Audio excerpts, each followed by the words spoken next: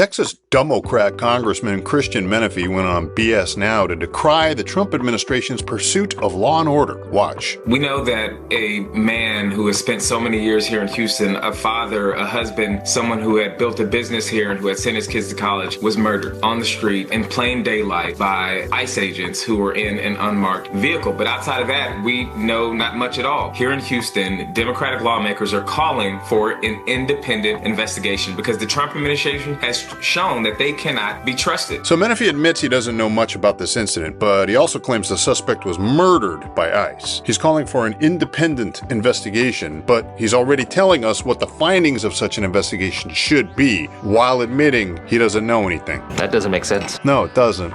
Assholes like Menefee always like to point out that the person killed by law enforcement had a family, that they owned a business, and if they're an illegal, that they were here for a long time, as if those facts alone make the shooting unjustified. Menefee, like all Democrats, wants us to know how compassionate he is. But his compassion doesn't seem to extend to American citizens when they're victimized by illegal aliens. When have you ever seen a Democrat politician deliver an impassioned expression of sympathy to the public when discussing the death of an American at the hands of a foreign national? They seldom even talk about it. The number of Americans killed by illegals is far higher than the number of illegals killed by ICE. And irrespective of the determination of this particular shooting, none of the killings of Americans by illegals was justified. But then it's no wonder Democrats won't talk about such things. They're the reason why we have millions of foreign criminals in our midst. It's their fault this shooting happened. And by the way, if you want the feds to share evidence of their shooting investigations with you, maybe you should repeal your sanctuary status and start cooperating with them first. You reap what you sow, dummy. The Trump administration has